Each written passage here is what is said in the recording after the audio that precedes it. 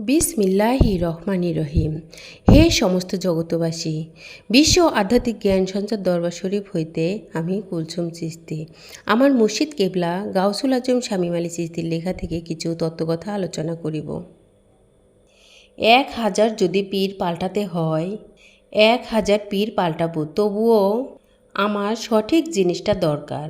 সেই সঠিক জিনিসটা কি?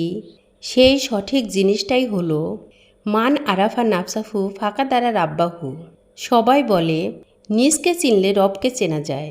আমি বলবো এই কথাটা সবাই বলে নিজকে চিনলে রব চেনা যায়। আমি বলবো এই কথাটাও তারা ঠিক বোঝে না, কিন্তু নিজের ভিতরে আসল জিনিস খোঁজে না। আসল জিনিসগুলো হলো কি, যে আমার ভিতরে দেবতা, আমার ভিতরেই সমস্ত রাসূল, আমার ভিতরেই নবী, আমার ভিতরেই দেখা যায় আল্লাহ, এবং আমার ভিতরেই সমস্ত সৃষ্টি জগৎ 18,000 মাখলুকাত, সব কিছুই আমার ভিতরে বা আপনার ভিতরে, এই ক্ষুদ্র বিশ্বের ভিতরে রয়েছে। এখানে প্রবেশ করে যারা সম্পূর্ণ কিছু দেখেছে, বুঝেছে, বাহির এবং ভিতর মিলিয়ে, এবং ভিতরে যে আল্লাহ বসে আছে, তাহলে কিন্তু শয়তানও আছে। সেই শয়তানকে যে বের করতে পেরেছে, তখন আল্লাহ এবং শয়তান এই দুজনকে পার্থক্য করে আলাদা আলাদা চিনেছে, সেই ব্যক্তিরই মানব জীবন ধন্য। আর এই জিনিসগুলো যদি না পায়, তবে 1000 পীর পাল্টাবো, এই জিনিস আমাদেরকে পেতে হবে। আপনার মধ্যে বিসমিল্লাহ কোথায়?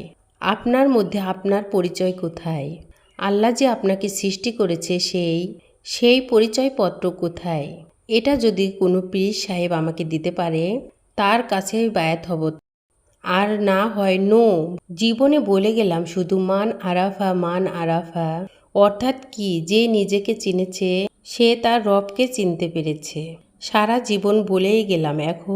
এখন আমি যেটা বলতে চাচ্ছি, সেটার মূল বিষয় হলো কি, নিজকে চেনা বলতে আমরা বুঝবো যে আমারই মধ্যে আত্মা দ্বারা, এটাও নয়।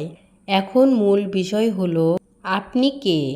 আপনার বডির মধ্যে আপনার পরিচয় পত্র লেখা থাকবে, আর সেটি যে পর্যন্ত না পান, তাহলে আমার পরিচয় আমি পাইনি, আমি আমাকে চিনতে পারিনি।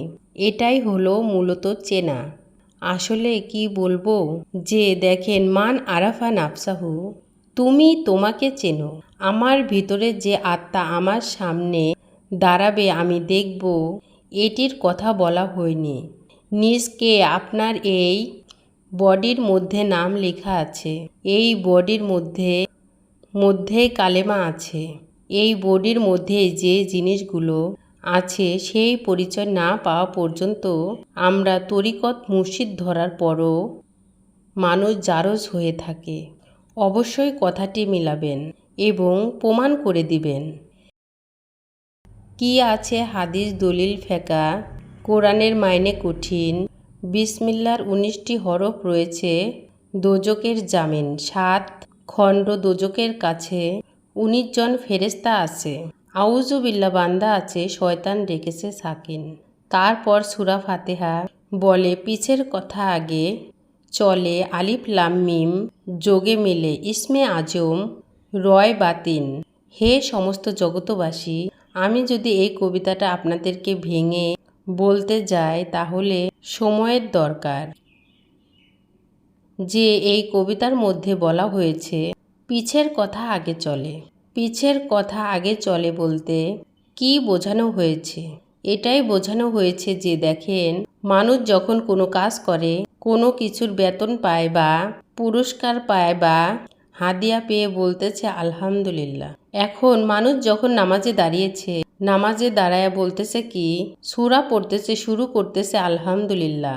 এখন নামাজ পড়বে, নামাজের ফলাফল যখন আল্লাহ দিবে, এরপরে সে হাতে পেয়ে বলবে আলহামদুলিল্লাহ। এখন নামাজের ফলাফল তো পায়নি, মাত্র শুরু করেছে নামাজ।